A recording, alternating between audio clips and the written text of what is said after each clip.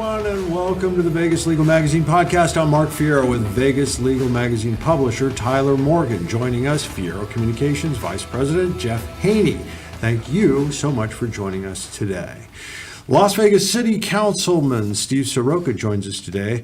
Councilman Seroka represents Ward 2. He's a retired, highly decorated, 30-year United States Air Force fighter pilot, strategist, and commander. Councilman Seroka is also one of the key figures in an ongoing controversy involving the residents of 5 communities that border the former Badlands golf course in Las Vegas and the developer who wants to build single and multifamily homes, possibly even condo towers, commercial properties on the site. Councilman Seroka, thank you so much for joining us today. Thank you, Mark. It's great to be here. I really appreciate this opportunity. And a bit of a disclosure, we work with you. We work with a law firm that's working with you. And and aside from that, I do not want to get lost in the mix. Thank you for your service to this country. Thank you. It's an honor. And I had a very blessed career, and I'm happy to share my experiences now with the city of Las Vegas on City Council. You started right on this issue. I mean, this was the burning issue, and this took up a good deal of your campaign, didn't it? It did. Right out of the gate, this was an issue that got my attention and why I actually decided to run. I was concerned about the dialogue I was hearing a lot from our elected representative in the area, and I thought we could do better with with how we were approaching this problem. There have been some twists and turns, and just, watching the way things work at the city, work at the county, at Clark County over the years, and that is sometimes developers can bend government to their will, sometimes they can't, but they very rarely come back as hard and as often for as many bites as this case has, and it's been repeated and ongoing, has it? This has been a very aggressive developer in this area. And of late, we had a vote recently in May on this issue where, again, the developer came back. But when we looked at the procedures and looked in place at the city of Las Vegas, and we looked at the law, we realized, again, we were violating the law, just like a previous case where Judge Crockett said the city council had exceeded its authority and violated the law in a previous decision over a year ago. So we got the city council to say, whoa, and with a 5-2 vote, let's now follow the law. However, that decision led to what may be considered a temporary truce, but there are things brewing beneath the surface. Is that correct? What's going on behind the scenes is my question that could lead to more tensions flaring up as we move forward. Thanks for that opportunity, Jeff. Yes, this latest decision by the city council delays any further applications by the developer till about the October-November timeframe. The city council won't see any more, and the residents won't have to deal with their concerns dealing with those applications till then, which is a break that the residents have not had in over 2 years. But in the meantime, you're right. There are approximately 9 lawsuits in play from the developer toward the city, toward his neighbors, toward council members, and toward the judge that made the decision that said the developer and the city had violated the law. Are we going to go through those one by one or what? I will say this. Where do you begin? And for the lawyers out there, they already know this, that this isn't just any judge. Judge Crockett is held in very high regard, is not somebody that can easily be bowled over. And let me tell you, and I know that you're aware of this, the attorneys for the developer, they're among some of the best in town. These are some real guns, and Crockett pushed back. That transcript is really interesting. I had a chance to read that. What's next? Do the lawsuits play out? Can you use this time constructively? I hope we can. And I'll just say right now, again, my door is open to the developer. I have repeatedly shared with the community, with the developer's team, and with the developer himself in person. Please come talk to me. Establish a dialogue that we can move this forward constructively. We don't need to go down this path. It's a very financially challenging path for the developer. For the most part, the city has full-time attorneys that are covering this. But it is a path that we don't necessarily want to go down, but there are opportunities. This is a national problem. There are solutions. There are thesis papers written on this that say, here's some ways out. Here's how communities have successfully solved it by maybe developing a small municipal golf course on the land, because it is park recreation open space land, Mark. And Jeff, this is not just any pristine open space land out against the mountains of our community. This is an internal piece of land inside of a completed master plan community, and that land is designated as the required and agreed upon open space for that part of the city of Las Vegas. It is recorded and documented the entire process at City Hall that says X% of your land needed to be both recreational and open space. And this land, amazingly, was dual purpose. It was open space and recreational. But let's go further. It's a drainage ditch. It is part of the Las Vegas Valley's flow of high-speed waters that flow out of the mountains into the downtown. And it is part of the controlling and safety that we've installed in our community. And one of the things an engineer described to me, he says, we would have to find a way to engineer a solution for a flow rate of 4,600 cubic feet per second. So you have a picture this, 4,600 basketballs passing your nose every second. That's the intensity of the flow rate that we're talking about in there. So that's why it was never developed in the first place. That's why it was designated as Parks, Recreation, Open Space. And it was zoned as drainage, and is zoned drainage and golf course. So what are some options? I'm sure there are options where there might be parcels of land around there that maybe some development can happen where you don't have to get rid of the flood zone. It's also a 100-year flood zone. There's also wetlands in the area where you don't have to impact wetlands. There are options to do a land swap. And maybe there's some ways, but the best way to start is to come talk to your city councilman, not another council member of another part of our city, but the one that represents both the developer, in this case as a resident, and both that represents the development as the Badlands, formerly known as Badlands Golf Course. You bring up an interesting point, and that is that there are a lot of golf courses. This is happening all over the place. There is nothing unusual about that.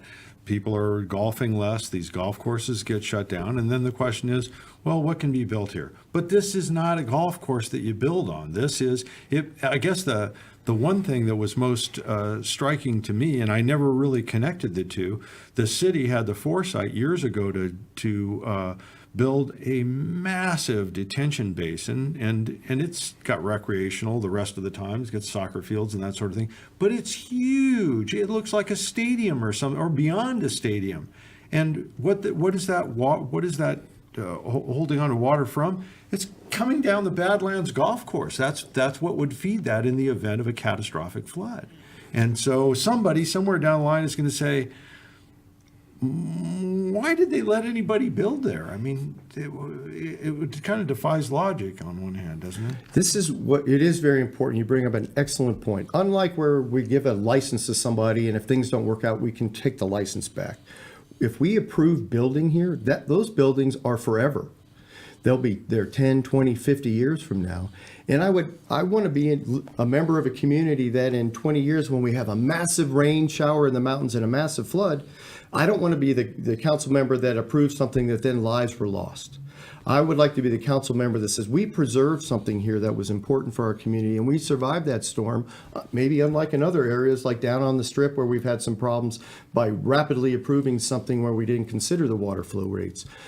We need to consider the long-term impact of a decision we make in a flood zone with high flow rates that is part of this immense, and you described it, there are stadium-sized retention basins all throughout that the Water Authority and our water district and our flood control people have very closely managed over the years to prevent those flooding of damaging property and taking lives.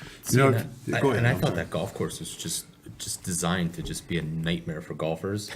I didn't realize that there was this whole draining purpose to it and everything. So when it floods, then what I do is I just go out there with like my kayak and I just go retrieve my golf balls. There you go. Because that's where golf balls went to die. I'm told that's how they describe that. I'm playing that golf course, man. I don't miss the golf course. I'll tell you that much. Yeah. That was one heck of a course to play. Well, if the golf balls are there, because of that flow rate, those golf balls probably all got washed downstream. But I also tell you, the people that have watched this golf course and the previous owner described that ninth hole right at the intersection of Rampart and Alta, when it rains good, that ninth green would be under 30 feet of water because it goes to a bottleneck to go underneath the intersection of Rampart and Alta right there at Tivoli Village.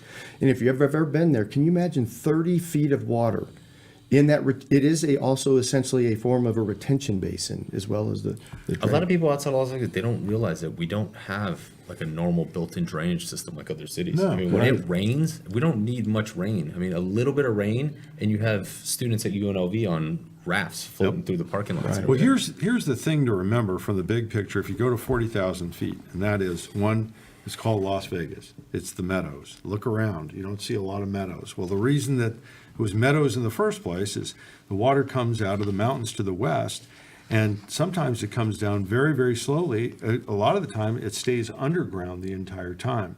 But if you've lived here long enough, you'll know this, that if they built on a floodplain, they'd probably be okay for 4 or 5 years. And it's kind of spinning the old revolver, and they might be good for 10 or 20 or 30 years. But when it comes, if you've lived here long enough, you know that 40 or 50 cars will be swept away like Tinker Toys.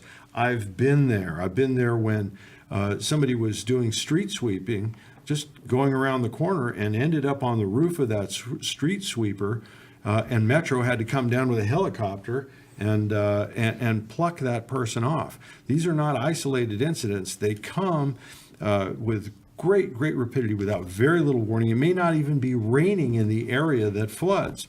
It's not unusual. Take this from a former weatherman when I was but a tyke at Channel 8 News, when it's not unusual that we would get 90% of our annual rainfall in a 4 or 5 hour period. And if we can anticipate something, I tell people this that come in with different ideas, and they ask what I think. And I walk through things that we could anticipate knowing could go wrong.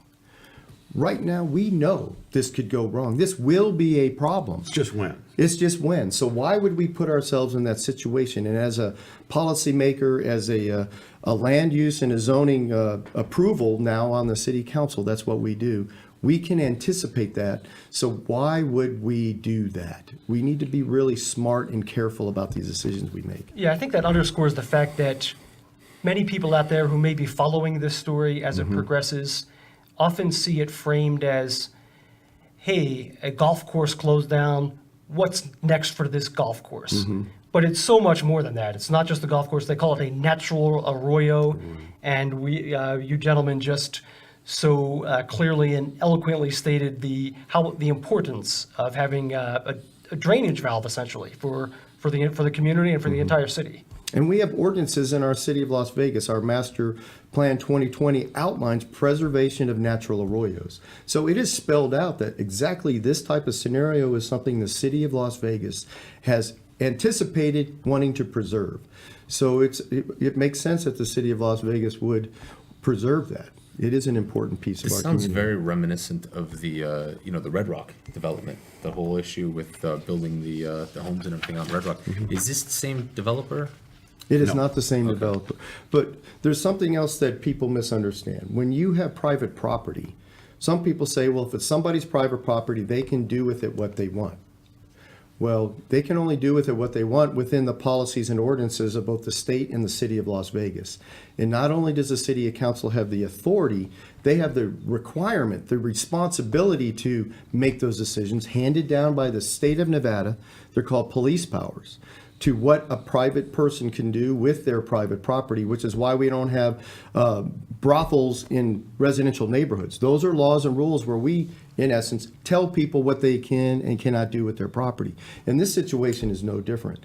This is zoned a certain way. It is land use designated a certain way and for a purpose. So my concern is, while Judge Crockett, yes, he did an amazing job putting the material together, and he outlined the process that should be followed to ask. And so unfortunately, this developer didn't follow the process to date, so he has to start over with this. But when it comes forward, what city council has to decide, do we want to approve development inside of a flood zone, inside of a drainage ditch, inside of an arroyo? And plus, do we want to now change our mind about what is the required open space and recreation space for that community? For example, there's a new community going in Sky Canyon. And within that community, there are requirements by the city that there be recreation space and parks, open space. For the city to change its mind about Badlands would be the equivalent of once Sky Canyon is fully developed, then the city says, you know that park that you bought your house right next to? We're going to build houses in there, and we approve that. So we'd be reneging on our contract, on our agreement that we made with the community that is signed and documented and filed at City Hall. You know, I guess the thing that's missing here is this sounds like a very well-versed individual that this developer is a pretty successful guy, a pretty sophisticated guy. And why he would buy this land under these circumstances. Was there some confusion? Crockett seemed to lay it out pretty clearly that it was stamped. You can't build here. Was that the case, or? Well, you know, you touched something very well. He is an exceptionally talented developer and builder. He built Tivoli Village. He built One Queensbridge Place, the towers that are on this land. He built the Supreme Court of Appeals courthouse downtown. Extremely talented, very experienced in our community. So like you, I look at it as surprising that a developer would buy land without knowing whether he could get the entitlements to do so or not. And I just know what he said. He has said, I got approval from all the city council members before I bought the land. But the only place you can do that is in an open meeting at city council. And one of the things that's not highly publicized, but members of his team came into my office to brief me on the evolution of this project. And the land went up for sale, and the developer had the first right of refusal. The residents did not have an opportunity to buy the land first. There was a previous lawsuit that gave the current applicant the first right to buy the land, and he was given 48 hours to do so. He bought the land in 48 hours. There is no way you can get city council approval at a properly noticed public hearing within 48 hours. That would take months. So he decided to buy the land, and the Judge Crockett spelled it out very succinctly. He said, you bought a pig in a poke, which means you bought something in a bag before you could see what was in it.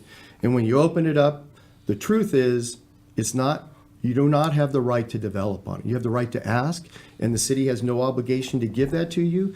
And if you incur financial hardship, that is not the city or the other residents' responsibility to bail you out of that financial responsibility. It is a pig in a poke is how he described that, the judge, very eloquently and he spelled out, explained exactly what that meant. And now Crockett's instead of going to appeal, which I would think would be the normal course, you just say, yeah, the judge is wrong, take it up to the appellate court, which he built, or take it up to the state Supreme Court. How does this turn into a lawsuit against a judge? Well, I'm not sure if he's appealing it or not, but I know the lawsuit is out there, and I just don't know. I just look at it from the outside. I'm not a legal expert. But I don't think that would be a wise way to get a judge to reconsider their decision relative to your issue by suing them. I would think a reasoned, rational, clearly spelled out argument would be the best way. But I can tell you, I have walked through the legal documents, and I can trace the evolution of this community and understand how that is a designated open space, not just for the 5 communities immediately bordering on the golf course, but it's also the designated open space for commercial property that is along Sahara and Hualapai. And it is documented. It says the golf course is the required open space for these other developments, because our city has requirements for open space. So suing a judge, I don't know how that plays out into your favor. I was also very sad to learn that he has sued 3 of his neighbors by name and left 1,000 of them as does, meaning unnamed people as well. And one of them is a United States Marine that was executing his First Amendment rights by talking to his neighbors about the issue. So he's being sued for exercising his First Amendment rights that he defended, that he went and put his life on the line to defend. And I find that rather sad. I don't know what value there is in doing that. Like, I don't know what value there is in suing 2 city councilmen either, that you were then trying to get to reconsider their position on this with a rational, reasoned, hopefully legally substantiated argument. Does he have any of the city councilmen on his side, or is it pretty hard fast against them? Well, that's a great question, Tyler. Before I got on the council, it tended to be 4-3 in favor of the developer. Okay. Then when I got on the council, the first round was 4-3 against this opportunity. And now that I've understood and done more research into the facts and figures, it is now 5-2 against the developer's approach to this property. Because when you talk from emotion, it's harder to get to the bottom line. But as I think it was Einstein that said, the person that understands the problem the best will provide the best solution.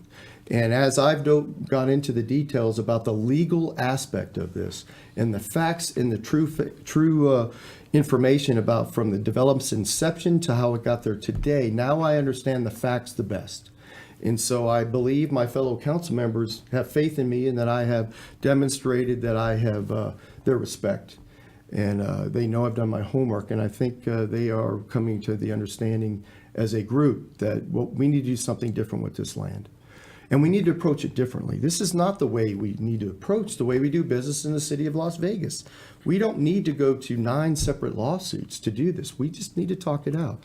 Yeah, most of us would like to avert these kind of disputes, these acrimonious sort of negotiations, accusations flying back and forth, seemingly endless lawsuits. Wouldn't you like to see more engagement between neighbors of the communities and developers, and what can be done to further that cause? Jeff, great approach. What's ironic about this situation is I've been on the council nearly a year, and on every issue where the residents are involved, city council is not willing to hear the issue until whoever it is and the residents have worked through as much as they can possibly work through. So if there's conflict when they come before the city council, we ask them to go back and work it out. Now, the mayor and others have asked the developer to go work it out, but when they come back, they say, we had a meeting, and when we asked, so what did you come to?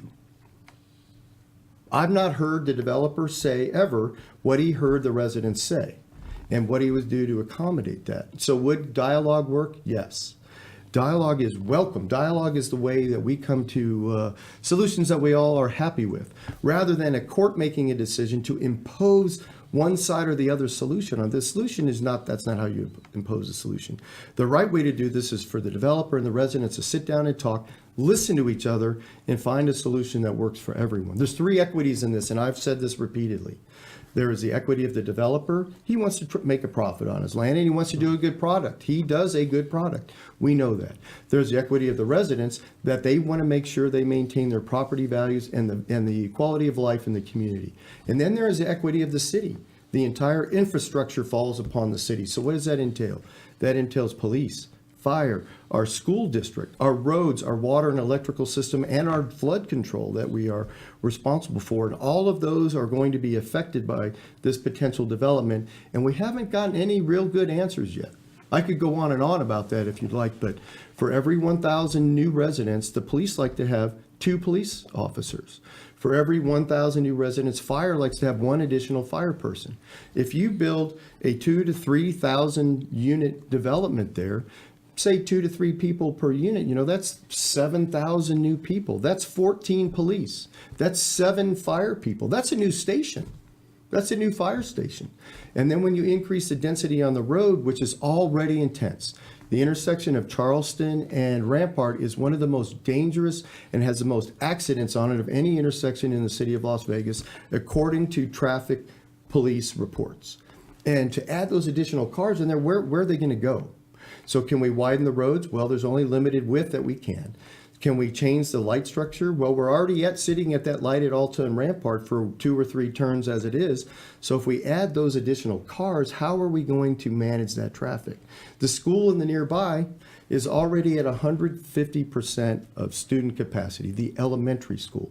Speaking with the school district, which I am developing a relationship with the school board and other members of that committee, they can't rezone it appropriately to not overcrowd all of the schools. And that's a blue ribbon elementary school that parents don't want to send their kids to private school because that school is so good. Parents are sending their kids there, taking their kids out of private school and putting them there. So we already have an overcrowded situation where we would increase the overcrowding. So the challenges with this development go on. And I want to give a shout out to another developer in that area called Howard Hughes. When they develop a large community, they already have a police station being built. They've already built a new fire station. They're building schools and providing the land good land. They're providing pathways and walkways from homes to those schools so that children don't have to walk on main streets. This is an example of how you can do that. They're also building community centers and parks with their own money and then handing over to the taxpayers of the city of Las Vegas. So all of Las Vegas is benefiting from the business model of Howard Hughes. Why wouldn't we expect the same of a 2,000 to 3,000 dwelling unit that could be going on any golf course in town? So there's a lot of thoughts and discussions that we have not yet had. We've just been talking procedure at City Council. We're not even talking the contents of the construction yet. Well, we appreciate that background. Mr. Lowy is welcome to come on the show. We'd give him time to discuss it from his perspective as well. All of this has kept you from one of your favorite topics, and that's veterans. Veterans, veterans, and veterans. That's what the councilman likes to talk about. So tell us your experience coming out of the service and where you were at that point when you got out of the Air Force, and how you see things going for veterans. Mark, I'm happy to do so, and a lot of my passion for veterans has come through my own personal experience. And I'll summarize it this way. Believe it or not, as much as Southern Nevada says we love our veterans, when they come out of the military, we are not welcome. And I know it's hard to believe, and I can't even believe I just said that. But I have a very difficult time even getting having the opportunity to ask for a job in this town. My peer group of highly educated, I'm a 30-year active duty colonel. I have 2 master's degrees in addition to my 4-year bachelor's degree from the United States Air Force Academy. I have 2 other equivalents of master's degrees, and then there's all the additional training I've gotten in the military and the experience. And when I come to a job interview, the first comment I get is, "You have no industry experience." And I say, "Well, I can overcome that. I can work through that." And they say, "Well, we want you to take a job a couple levels down so you can gain the experience." I go, "I'm happy with that," as do my peer group. And they say, "But you're overqualified for that." So where do we go from there? We don't have the experience. We're willing to learn, but we don't want you to because you're overqualified. So the bottom line of that is that our veterans are told you're not welcome. And what happens, unless you have a bit of retirement to fall back on and a very solid family, which I was blessed to have both, you end up without a job. You end up unable to pay for your home. And what unfortunately what happens is people tend to go to alcohol or drugs. And our opioid addiction is rampant with veterans because that's how they treat the challenges veterans have, because a falsified book the marketing companies for our opioid manufacturers put out. You end up homeless on the street. And unfortunately, 20 to 22 veterans across the United States a day commit suicide. So this is not just a Vegas problem, but we do have a Vegas problem here. So while I want us to help our challenge veterans, Mark, we can do a last-minute save for those suicides in Las Vegas. And I am on the mayor's veteran suicide task force. The Veterans Affairs Secretary called us all to Washington, D.C., and we are now actively trying to solve that problem. But the real solution to that veteran suicide problem is not a last-minute save, but a first-minute welcoming. When those veterans come out of the military into our community, we need to embrace them. And no, they're not going to know the language, but they're going to be able to adapt, because that's what the military people do. We adapt, we listen, we learn, we take the ideas from the smartest ideas in the room, because when lives are at stake, we want those good ideas. And so we have a program right now, and I'll give a shout out to Hiring Our Heroes, if I could. I'm talking a lot right now. That's a good one. No, Hiring Our Heroes takes those very educated and experienced veterans and helps them find a position in a business in town. And it's no obligation financially to the business. Here's how it works. Because our community has so little experience with the military, they don't understand military veterans. So this Hiring Our Heroes program, sponsored by the U.S. Chamber of Commerce, contracted by Department of Defense and the United States Air Force, when you're leaving Nellis Air Force Base and Creech Air Force Base, the last 3 months of your active duty, they will release you to work in a business for 3 months where the business doesn't have to pay you anything. The military is still paying you, and you will get a free test drive of a highly educated, highly experienced military veteran in your workplace. And if at any time it's not a good fit or doesn't work out, you call the program, they will remove that veteran immediately, same day. No problem, no HR issues, but the goal is to let you see how amazing these veterans are. And what we found is when people get a veteran inside, they go, wow, I didn't know these guys could do and gals could do such a good job. And I'll give another shout out to Aristocrat who took a risk. They took one veteran. At the end of the 3 months, they were so impressed with this chief master sergeant that they took him out of the job they had him in, and they created a new strategic and operations position around him and said, you can help us in ways we never envisioned. So we have amazing veterans in our town that are leaving because they can't get a job. We have Hiring Our Heroes program to give you an opportunity at no cost to test drive and hopefully hire and keep this amazing talent in town. You know, the one thing I think veterans of today have a branding issue, and that is, you know, people hear about the opioid stuff and everything else, but people don't realize that the military had their choice of these people. You had to test in, and some of the services, like the Air Force, you had to test in at a very high level. So at that level, you're qualified. Right. They're pre-qualified, and then beyond that, you're talking about people who, at a point in their life when they're in their 20s or early 30s, they've supervised more people from a business perspective under the most stressful of circumstances. They've supervised people. They know how to motivate people. And of any group that you would want in a business, you would think that those are the people. You've got women there that for a long time had to push really, really hard to attain any rank at all, so they know what it is to persevere. All in all, it sounds like a pretty good deal at buying a supervisor under pretty positive circumstances for the business, and Aristocrat has hit it out of the They've park. hit it out of the park, and they've taken other fellows on their program and hired them as well. And one of the things that's interesting is when there's diversity. If any of you have diversity committees or trying to diversify your workforce, the veteran community is one of the most diverse communities in our nation. We have people of all nationalities, all ethnic groups, all religions, all faiths, and they work together because all they care about is, can you do the mission and can you work together? If you can do both those things, you are on the team, and that's what they will bring to your workplace. And they know how to get it done, because when lives are at stake, there's no we'll do it tomorrow. We have to come up with the best ideas today to do that. You see that kind of can-do thing going on with firefighters too, where Yes. somebody comes with an idea and the next guy, instead of going, well, let's go that way, instead they leapfrog over one another to get to a goal. You see that with a lot. Yes, I feel a brotherhood with our firefighters, with our police, and I'm a big advocate of theirs. I'm on their team, and I did have the opportunity to do what they called Fire Ops 101 recently, and I felt like I was back in basic training. Hey. They're doing it right, and they're doing it hard, and they trained our folks well. I'm very impressed with our public safety folks in the city of Las Vegas. By the way, our public safety folks had, up till recently, they were #1 in the nation for saves for heart attack victims. We've changed our policies a little bit, and we've dropped this a little bit. We're going to get them back up there to being #1 in the United States of America for saves for cardiac problems. That's incredible. That's our people in our community. I'm going to butt in here just for a minute, because I keep trying to tell this story, and it's not the easiest story. And that is, you know, a lot of what we know about the world, we know from movies. And in the movies, you know, the guy has a heart attack, falls over, and they jump on him, and they do the heart compressions and everything. And the next scene, he gets up and he's back to work, and that's it. The reality is, a flatline heart attack, you die.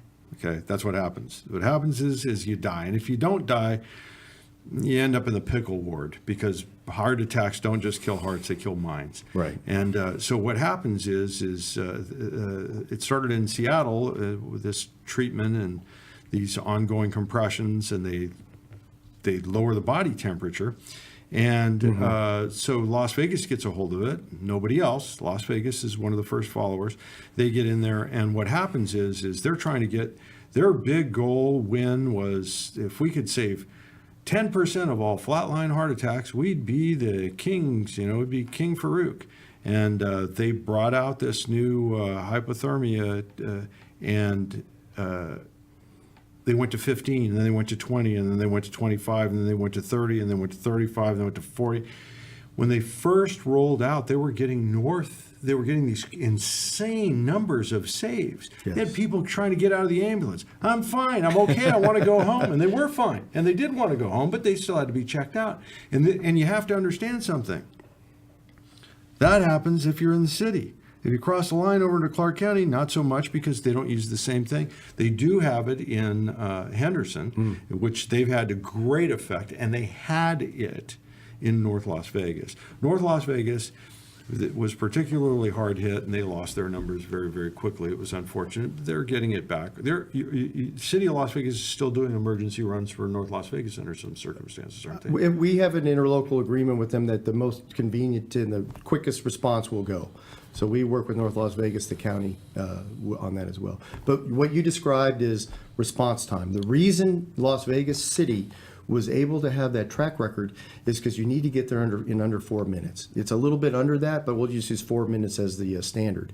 If you increase the density of traffic and you don't change where the location, the geographic location of the response teams, you're not going to make the save.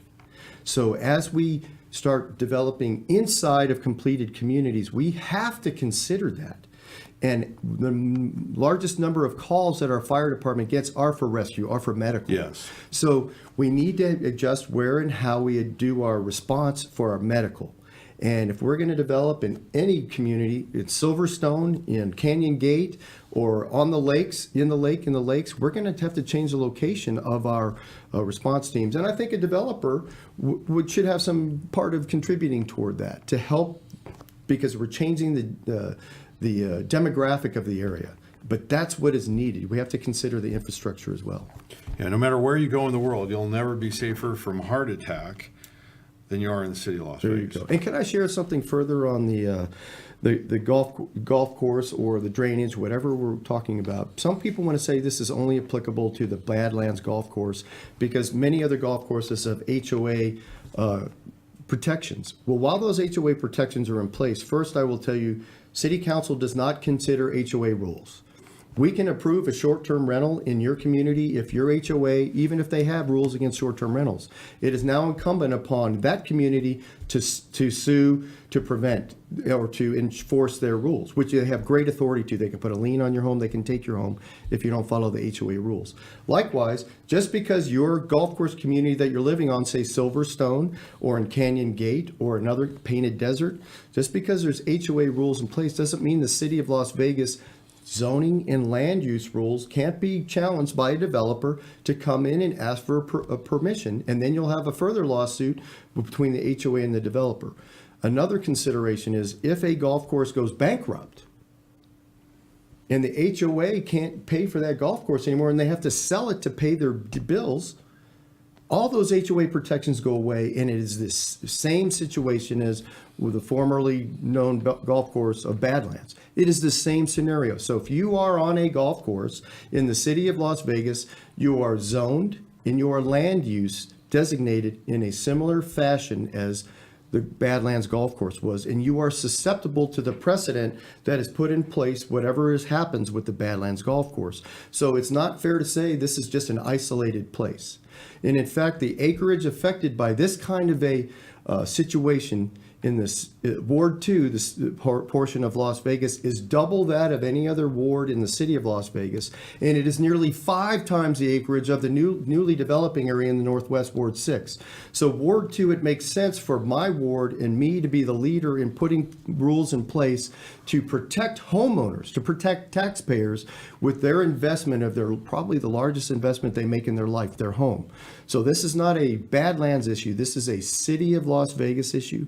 It is a Southern Nevada issue, and those that are informed on the topic are watching closely how the Badlands issue plays out because they know it could affect their personal investment. So we want this to be done right, Mark. We want it to be done appropriately because this is a right and wrong issue. This is a respectful and a disrespectful issue. This is a way that we can move our community forward as we grow up and mature and continue to be the amazing community we are. Well, I admire your tenacity, and this has been one for the books. I've never seen anything like it in all the years that I've been in Las Vegas, and it doesn't seem like it's going away anytime soon, although it does seem as if it could go away sometime soon. I'm hopeful. If there would just be a meeting of the mind. I'm optimistic, and I'd love for us to find ways that we can just put this behind us. I think the developer would benefit. I know the community would benefit. And then we can tackle veterans. Then we can tackle pets. Then we can tackle the other things we want to do to make our community great. We like to play a little game around here. Uh-oh. I'm going to let Jeff start first, but we want to hear your positions of these places in Las Vegas. Here's one that's fraught with peril. Who do you look up to today in the field of politics? Wow. You know, I'm new to this field of politics. People say I'm still a bit naive, and I'm going to expose that today. As I look to the field of politics, and I keep going back in history as to who I look to, is I'm going to go back to the original George Washington, our first president. I think he had he had a regal quality about him. He believed in the greater good of our community, and it wasn't about him to the fact that he stepped down from being the most powerful person in the United States of America, and he set an example for others to follow. And that's who I look up to. We should be considering where he was coming from and our founding fathers when we're moving forward. All right. Go on, Very good Tom. answer. How about what is your definition of success? Wow. Well, I think success has nothing to do with money. I think success is holding true to your values. I think success is when you go home at night, you can sleep. And I think success is when you can love and sustain your family and live your life in a way that your children and your grandchildren can be proud of you. And if you also can look to your ancestors, if you can look to 2 generations of your ancestors and they would be proud of you, I think you're successful. Wow, this is deep. I'm not sure we ever got We this got some deep really before. good Okay, answers. so let's go real deep. What's your favorite bar downtown? Hey, we have lots of great establishments, and I don't want to put any of them down, but I've got to be loyal to my ward. I'll tell you. And downtown is great, and I go there often. But I'm going to give a shout out to Distill in Ward 2 in the Summerlin area. They're a great bar. You go in and you're right in a home neighborhood bar. It is not over the top. It is well priced. The people are real, and you see your neighbors in there. And I give Distill a shout out in Summerlin. And best place to live in Southern Nevada, in your opinion? You're really tugging on me there too. In Southern Nevada, wow, we do. And I when people ask me where would you live in Southern Nevada, I give a shout out to many of our communities in Southern Nevada. But I'm gonna Summerlin area where I live, we are blessed. And I will give a shout out to anybody coming to Las Vegas. And Vegas is open for business, baby. We are growing and expanding in the West.